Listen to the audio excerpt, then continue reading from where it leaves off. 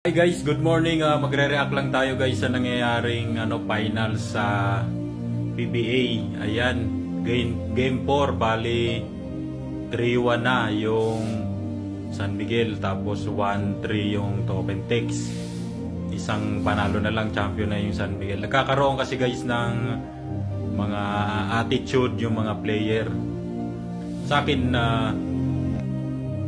sa ating mga sa ating mga nanonood, okay lang yon, normal lang yan. Pero sa mga player o sa mga family nila, diba, or sa mga emotion, minsan kasi sobra na, diba. Kung nandun kasi kayo sa kalagayan nila, siyempre masakit rin yun, lalo pag 3-1 ka na, or 1-3, talo na kayo. Ano ba yun? 3-win yung kabila, kayo isa pa lang ang panalo nyo. So parang masakit yun. Yung iba kasing mga player nang-aasar pa, ganon. Dapat hindi, sa akin parang isang beses lang, wag nang paulit-ulit. May nakita pa nga ako doon na talagang nag-aasaran. Masakit rin kasi yung guys bilang isang player o yung mga team, diba, o kahit mga fans o yung family, diba. Tayo kasi medyo malayo na tayo dyan, kaya di tayo nasasaktan dyan.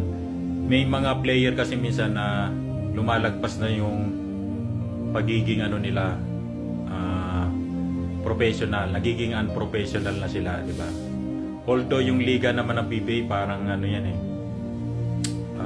may halo kasi talagang kuhan yan, mga franchise kasi yan, kaya di ako masyadong kuhan dyan, medyo control yun ng rules nila, diba? Hindi kagaya talaga sa sa mga FIBA yan, medyo believe pa ako dyan. Pero yung mga yan kasi by company kasi yan so may mga involved talaga dyan na alam nyo na, hindi natin alam, diba? Ang kwan ko lang, na-over lang yung iba sa mga attitude, nagiging unprofessional na, diba? Masakit kaya yon bilang sa mga player o talagang nandun mga malapit silang fans. Minsan talong-talo na nga yung kalaban, inaasar nyo pa, diba? Kung ikaw player kung ikaw professional na player, alam mo naman down na down na ng sabihin na natin 10, tapos 9 seconds na yan, ibigay mo na, huwag mo nang asarin. Kahit isang appear lang, malis ka na. Kung nandun ka pa, nang-aasar ka pa, pagpapakita ka pa ng mahirap yun, masakit yun, masisigawan ka patuloy mayamang. Lalong-lalo na once na nagkaroon ka ng encounter sa team nila, na nagyapang ka, hindi na yun mawawala sa isip nila guys, habang buhay na yun. Bawa, dinuro-duro mo yung team, hindi na yun mawawala. Kahit magpaka-humble ka pa dyan, pumunta ka, hindi na yun mawawala guys. Ganon kasi yan. Kung nagawa mo yun, maging normal ka na lang. Makipag-appear ka, alis ka na agad. Kasi masakit pa yun sa kanila habang talo sila Ganon ang nangyayari guys sa mga basketball, diba? Mapipikon lalo yan. Parang yung bugso ng damdamin nila, nandun pa sila sa hyper kasi talo nga diba? Although talagang sabi nga nila for talo, pikon, sa akin hindi naman. Talagang normal yun sa natatalong team. Siyempre parang gusto nilang bumawi, tapos magje-gesture ka pa, aasarin mo pa, duduro-duro ka pa, magbabaril-baril ka pa, diba? Pangit yun. Kaya aral lang yan sa PBA siguro, diba?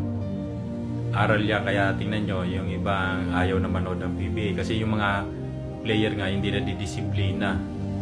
Yun lang guys ang masasabi ko. Kaya nga nag-usbungan na yung mga professional basketball liga. Yung ibang tao doon na lang nanonood kasi medyo maganda doon, diba? Yung mga MPBL, NBL, halos lahat ngayon, lahat ng age ginawa na ng liga. Meron up 40 above, 45 above, meron mga veterans, mga matatanda na, meron naman kabataan, under 19, under 18, under 21, yan. 21 pataas. Ganoon rin kami dito mga OFW guys. Minsan open league, minsan nagkakategory na lang kaming 40 above or 45 above para walang sakitan.